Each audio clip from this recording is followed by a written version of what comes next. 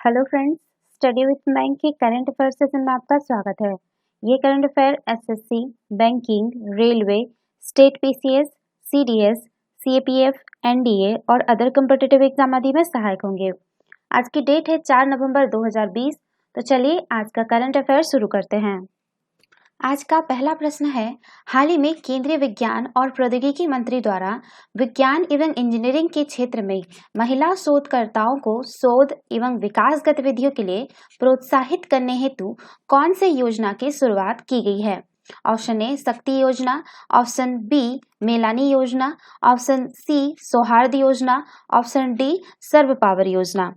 देखिए, हाल ही में केंद्रीय विज्ञान और प्रौद्योगिकी मंत्री द्वारा विज्ञान एवं इंजीनियरिंग के क्षेत्र में महिला शोधकर्ताओं को शोध एवं विकास गतिविधियों के लिए प्रोत्साहित करने हेतु सर्व पावर नामक एक योजना की शुरुआत की गई है। गौरतलब है कि भारत सरकार के विज्ञान और प्रौद्योगिकी विभाग के से संबंध विज्ञान एवं इंजीनियरिंग अनुसंधान बोर्ड द्वारा लंबे समय से विज्ञान व इंजीनियरिंग अनुसंधान के क्षेत्र में लैंगिक असमानता को कम करने के लिए एक योजना लागू करने पर विचार किया जा रहा था। इस योजना के निम्नलिखित जो घटक है वो है सर्व पावर फेलोशिप छात्रवृत्ति और सर्व पावर शोध अनुसंधान। इस श्रेणी के तहत शोधार्थियों को 3 वर्ष के लिए अधिकतम 30 लाख रुपए प्रदान किए जाएंगे। सर्व पावर शोध अनुदान को विज्ञान और इंजीनियरिंग अनुसंधान बोर्ड कोड अनुसंधान अनुदान के दिशा निर्देशों पर आधारित शर्तों के अनुसार विनियमित किया जाएगा। सर्व पावर फेलोशिप के लिए शोधकर्ताओं के चयन हेतु एक खोज सह चयन समिति का गठन किया गया है। सर्व पावर शोध अनुदान के लिए शोधार्थियों का चयन कार्यक्रम सलाहकार समिति तंत्र के माध्यम से किया जाएगा। तो इसका सही आंसर होगा ऑप्शन डी सर्व पावर योजना। चलिए नेक्स्ट क्वेश्चन पर चलते हैं। हाल ही में रेल यात्रा के दौरान महिलाओं के लिए बेहतर सुरक्षा सुनिश्चित करने हेतु रेलवे सुरक्षा बल, जिसको हम लोग आरपीएफ भी बोलते हैं, द्वारा कौन से पहल की शुरुआत की गई है? ऑप्शन ए मेरी हिम्मत, ऑप्शन बी मेरी सहेली, ऑप्शन सी मेरी कोशिश, ऑप्शन डी मेरी सुरक्षा। देखिए, रेल यात्रा के दौरान महिलाओं के लिए बेहतर सुरक्षा सुनिश्चित करने हेतु हाल ही में रेलवे सुरक्षा बल द्वारा मेरी सहेली नामक एक पहल की शुरुआत की गई है। इस पहल का उद्देश्य रेल यात्रा के दौरान महिला यात्रियों में सुरक्षा की भावना उत्पन्न करना और महिलाओं को सुरक्षा संबंधी किसी चुनौती के मामले में प्रभावी प्रतिक्रिया देना है। इसके तहत रेल यात्रा के दौरान महिलाओं की सहायता हेतु एक टीम गठित की गई है। यह टीम महिला कोच में जाकर उन्हें यात्रा के दौरान ध्यान में रखी जाने वाली सावधानियों के बारे में जानकारी देगी। साथ ही यह टीम अकेले यात्रा कर रही महिलाओं की भी पहचान करेगी तथा उनकी जानकारी नोट करेगी, जिसके बाद उसे अगले डिवीजन या जोन के अधिकारियों के साथ साझा किया जाएगा। इस पहल को जो है सितंबर 2020 में दक्षिण पूर्व रेलवे द्वारा शुरू किया गया था तथा महिला यात्रियों से इस पर सकारात्मक प्रतिक्रिया मिलने के बाद इसे रेलवे के सभी जोन में विस्तारित कर दिया गया है। तो इसका सही आंसर होगा ऑप्शन बी मेरी सहेली। चलिए नेक्स्ट क्वेश्चन पे चलते हैं। हाल ही में अंतरजातीय विवाह को प्रोत्साहित करने के उद्देश्य से कौन से राज्य के मुख्यमंत्री द्वारा सुमंगल नाम से एक वेब पोर्टल लॉन्च किया गया है? Option A Orissa, option B Madhya Pradesh, option C Haryana, option D Karnataka. देखिए, अंतरजातीय विवाह को प्रोत्साहित करने के उद्देश्य से उड़ीसा के मुख्यमंत्री नवीन पटनायक ने सुमंगल नाम से एक वेब पोर्टल लॉन्च किया है, जो कि अंतरजातीय जोड़ों को आवेदन की तारीख से 60 दिनों के भीतर प्रोत्साहित राशि प्रदान करने में मदद करेगा। इसके अलावा मुख्यमंत्री नवीन पटनायक ने अंतरजातीय विवाह करने वाले जोड़ों को मिलने वाली प्रोत्साहन राशि को 1 लाख रुपए से बढ़ाकर 2.5 लाख रुपए करने की भी घोषणा की है। मुख्यमंत्री के अनुसार इस तरह के विवाहों में से सामाजिक समरसता में बढ़ोतरी होगी। ध्यातव्य है कि ओडिशा में अंतरजातीय विवाह से संबंधित एकमुश्त प्रोत्साहन राशि प्राप्त करने के लिए विवाह में एक पक्ष का उच्च जाति और दूसरे पक्ष का अनुसूचित जाति में होना अनिवार्य है। इसके अलावा विवाह को हिंदू विवाह अधिनियम 1955 के तहत पंजीकृत होना भी अनिवार्य है। तो इसका सही आंसर होगा ऑप्शन ए उड़ीसा। चलिए नेक्स्ट क्वेश्चन पे चलते हैं। हाल ही में निधन हुए केशुभाई पटेल किस क्षेत्र से संबंधित थे? ऑप्शन ए साहित्य, ऑप्शन बी कला, ऑप्शन सी विज्ञान, ऑप्शन डी राजनीति। देखिए, गुजरात के अनुभवी राजनीतिज्ञ और पूर्व मुख्यमंत्री केशुभाई पटेल का 93 वर्ष की आयु में अहमदाबाद में निधन हो गया। 24 जुलाई 1928 को गुजरात के जूनागढ़ जिले में जन्मे केशुभाई पटेल का मूल नाम केशुभाई देसाई था, जिन्होंने राजनीति में सक्रिय होने के बाद अपना उपनाम देसाई में से बदलकर पटेल कर दिया था। केशुभाई पटेल ने अपनी राजनीतिक यात्रा की शुरुआत राजकोट नगर पालिका में चुनाव लड़कर की थी। इसके बाद उन्होंने अपना पहला आम चुनाव बांकानेर, तब राजकोट जिले की विधानसभा सीट था, उसमें से भारतीय जनसंघ के उम्मीदवार के रूप में लड़ा था। हालांकि वे इस चुनाव में असफल हुए थे। 1970 के दशक में केशुभाई पटेल राष्ट्रीय राजनीतिक पटल पर तब प्रमुखता हासिल की जब इंदिरा गांधी सरकार द्वारा लगाए गए आपातकाल के दौरान उन्हें जेल भेज दिया गया। वर्ष 1977 में उन्होंने अपना पहला लोकसभा चुनाव जीता। वर्ष 1995 में वे गुजरात के मुख्यमंत्री बने, हालांकि उन्हें जल्द ही इस्तीफा देना पड़े। वर्ष 1998 में पुनः चुनाव आयोजित किए गए और एक बार फिर केशुभाई पटेल गुजरात के मुख्यमंत्री बने और वर्ष 2001 तक इस पद पर बने रहे। तो इसका सही आंसर होगा ऑप्शन डी, राजनीति। चलिए नेक्स्ट क्वेश्चन पे चलते हैं। हाल ही में फ्रांस के नांतेस में हो रहे एलेक्सिस वेस्टाइन अंतर्राष्ट्रीय मुक्केबाजी टूर्नामेंट में कौन से भारतीय को स्वर्ण पदक मिला है? Option A Amit Panghal, option B Sanjeet, option C Ashish Kumar, option D उपरोक्त तीनों।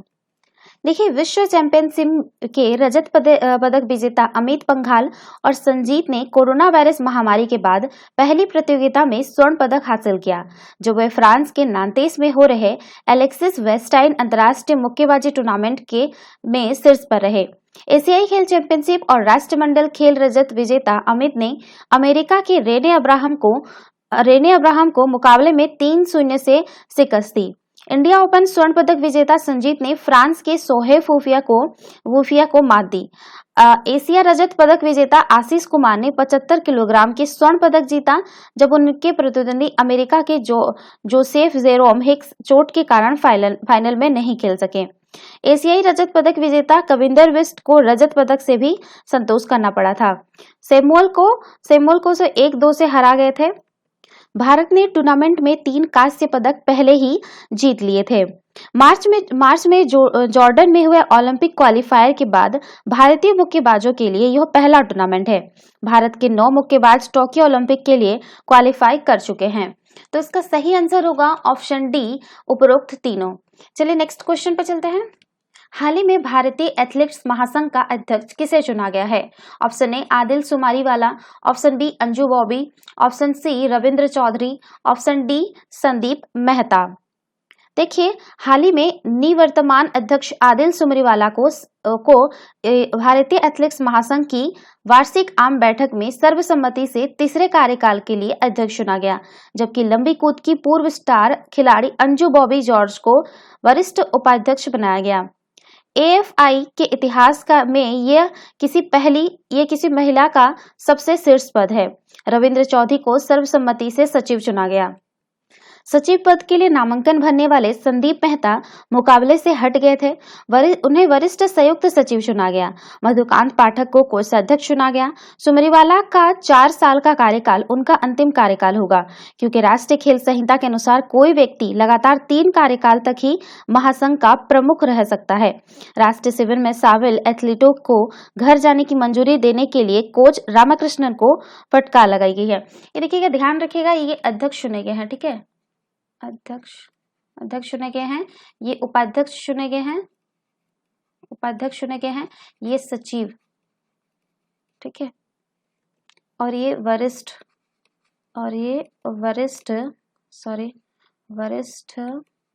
संयुक्त सचिव चुने गए हैं, ठीक है। तो इसका सही आंसर होगा ऑप्शन ए, आदिल सुमरीवाला। चलिए नेक्स्ट क्वेश्चन पे चलते हैं। हाल ही में कोल इंडिया की central mining planning design institute द्वारा भूगर्भिक कोयले की खोज के लिए कौन से देश से आयातित अत्याधुनिक वाइब्रोसिस मशीन से 2D 3D सिस्मिक सर्वे यानी भूकंपीय सर्वे की शुरुआत की जाएगी? Option A Japan, option B रूस, option C France, option D America. देखिए, कोल इंडिया की central mining planning design institute को अब भूगर्भिक कोयले की खोज के लिए जमीन में छेद करने की जरूरत नहीं पड़ेगी। इसके लिए कोयला मंत्रालय की पहल पर फ्रांस से आयातित अत्याधुनिक वाइब्रोसिस मशीन से 2D 3D सिस्मिक सर्वे की शुरुआत की जाएगी। छत्तीसगढ़ के कोरबा व रामगढ़ से इसकी शुरुआत होगी। कोल इंडिया की आनुषंगिक कंपनी CMPDI की टीम देश भर में कोयले की खोज करती है। अब तक जमीन में छेद यानी ड्रिल पद्धति करके कोयले का पता लगाया जाता रहा है। कोयला खोजने के इस तरीके के 68 सालों बाद बदलाव होने जा रहे हैं। अत्याधुनिक प्रौद्योगिकी के उपयोग की शुरुआत कोरबा जिले के करतला ब्लॉक अंतर्गत बुंदेली, तोलीपाली, रायगढ़ के राजादही समेत 4 जगहों पर होगी। इन 4 प्रोजेक्ट में 168 वर्ग किलोमीटर क्षेत्र में 1000 करोड़ टन से ज्यादा कोयला भंडार का अनुमान है। इस नई तकनीक से धन और समय दोनों की बचत होगी। इसमें तेजी से कोयले खदान व ब्लॉक विकसित होंगे। देखिए, जो पुरानी पद्धति थी तो उसमें जो होता था वो 70 से 100 मीटर गहराई तक छेद करना पड़ता था, ठीक है। लेकिन एक से अधिक संभावित स्थान पर छेद करने की वजह से जो अधिक समय भी लगता था, साथ ही अधिक कर्मचारी भी लगते थे। अब जो नई मशीन आ गई है तो नई मशीन वाइब्रोसिस से एक स्थान में ठोकर मारने के बाद उससे होने वाले कंपन से 500 मीटर के क्षेत्रफल में कोयला भंडारण का पता लगाया जा सकेगा। पुराने तरीके में एक शिफ्ट में 28 कर्मचारी की जरूरत पड़ती थी, जबकि नई मशीन में है जो उपयोग में यह संख्या घटकर केवल 8 हो जाएगी। ध्यान रखिएगा, कहाँ 28 से पूरा 8 हो जाएगा, 8 कर्मचारी की जरूरत पड़ेगी। तो इसका सही आंसर होगा ऑप्शन सी, फ्रांस। चलिए नेक्स्ट क्वेश्चन पे चलते हैं। हाल ही में भारत के कौन से राज्य में देश का पहला टायर पार्क बनेगा? Option A Telangana, option B Paschim Bangal, option C Uttar Pradesh, option D Delhi. देखिए, बंगाल में देश का पहला टाइगर पार्क बनेगा, जहां बेकार हो चुके टायरों और उसके खराब हिस्सों से बनी कलाकृतियों की प्रदर्शनी लगाई जाएगी। पश्चिम बंगाल परिवहन निगम के प्रबंधन निदेशक राजनवीर कपूर ने कहा कि किसी भी खराब सामान को कचरा नहीं कहा जा सकता है, इसका दोबारा इस्तेमाल हो सकता है और इसे कला का रूप दिया जा सकता है। इसी सोच के तहत WTC जल्द टायर पार्क बनाएगा। कई बस डिपो के इस्तेमाल नहीं होने वाले टायरों पर काम किया गया है। तो इसका सही आंसर होगा ऑप्शन बी, पश्चिम बंगाल। चलिए नेक्स्ट क्वेश्चन पे चलते हैं।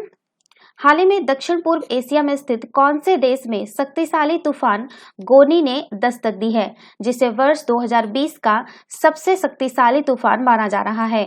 Option A Brunei, option B Philippines, option D Indonesia, option D Singapore. देखिए, पूर्वी फिलीपींस में शक्तिशाली तूफान गोनी ने दस्तक दी है, जिसके मद्देनजर राजधानी समेत इसके रास्ते में पड़ने वाले स्थानों से करीब 10 लाख लोगों को सुरक्षित स्थानों पर पहुंचाया गया है। टाइफून गोनी को वर्ष 2020 का सबसे शक्तिशाली तूफान माना जा रहा है। प्रशांत महासागर से पश्चिम की ओर बढ़ रहे टाइफून गोनी के कारण फिलीपींस की राजधानी मनीला और आसपास से 14 प्रांतों में तीव्र वर्षा की संभावना के साथ साथ बाढ़ और भूस्खलन का खतरा बढ़ गया है। फिलीपींस के आसपास हर साल 20 के लगभग टाइफून आते हैं, इसलिए चक्रवातों के विनाशकारी प्रकृति को ध्यान में रखते हुए समय पूर्व चेतावनी के प्रसार और आपदा प्रबंधन के लिए आवश्यक तैयारियों को हमेशा सक्रिय रखने की आवश्यकता है।